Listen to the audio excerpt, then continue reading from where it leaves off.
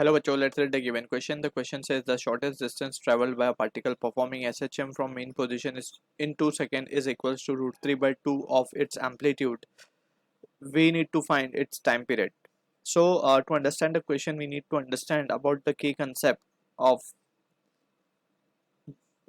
particle performing SHM and its expression for displacement, right?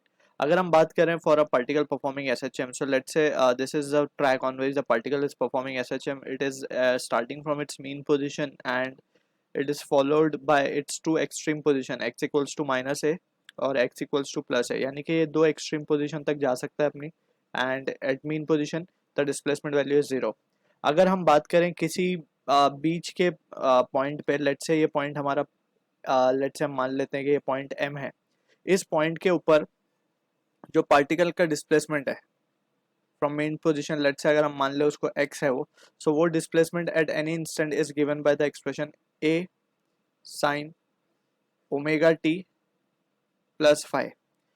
If the particle is starting from mean position, so we can say phi की value हम initially we will consider as to be 0 for particle to be starting from mean position, right? और अगर वो extreme से start कर रहा है तो फाई की वैल्यू हम अकॉर्डिंगली लेंगे पाई बाय 2. सो ये चीज बेसिक हमें याद रखना है, राइट? सो यहाँ से हम देख सकते हैं क्या, दिस इज द इक्वेशन. अब इस इक्वेशन में we have to be clear with the terms.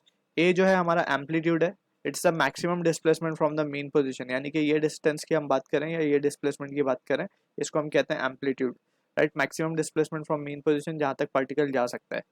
Sine omega, omega is the angular frequency.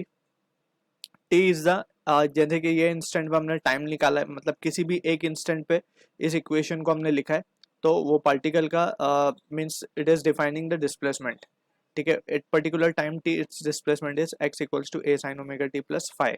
Phi जैसे हमने डिस्कस किया, it is the initial phase. Phi को हम कहते हैं बेसिकली ये इनिशियल फेज होता है.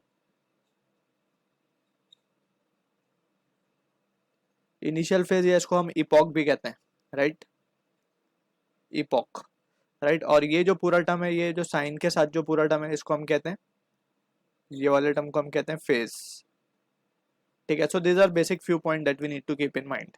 अब यहाँ पे हमें क्वेश्चन में बोला गया है कि 2 सेकंड पे उसकी जो डिस्प्लेसमेंट है वो रूट 3 बाई 2 है ऑफ इट्स एम्पलीट्यूड, यानी कि x की वैल्यू बेसिकली हमें दे दी गई है root 3 by 2 of its amplitude. This is the given situation. और हमें t इक्वल्स टू 2 सेकंड पे उसका फ्रॉम ये कब हो रहा है, उसका ये डिस्प्लेसमेंट कब है, जब t कितना है, 2 सेकंड है, right? So just we have to substitute the values now. So therefore x is equals to a sin omega t. Since the particle is starting from mean position, so ये क्या हो जाएगा, a sin omega t, right? अब यहाँ से we can see कि x की value हम क्या डाल सकते हैं, root 3 by 2 into a, and that is equals to a sin omega t. यहाँ से हम देख सकते हैं a कैंसिल हो जाएगा, तो root 3 by 2 sine inverse, and that will be equals to omega into t कर देंगे, 2 सेकेंड्स गिवन है हमें. So we can say from this sin inverse of root 3 by 2 is pi by 3, यानी कि 60 होता है बेसिकली, राइट? एंड इंटू 2 कर देंगे हम, तो ये मिल जाएगा हमें ओमेगा. हमें चाहिए time period, so we can say pi by 6 will be equals to 2 pi by omega को हम लिख सकते हैं, that is 2 pi by T, 2 pi upon the total time, that is the time period. So time period क्या आ जाएगा हमारे पास, ये पाई और पाई भी कैंसिल हो जाएगा, time period comes out to be 12 second. So this is the answer to the question. I hope you understood the solution. All the best.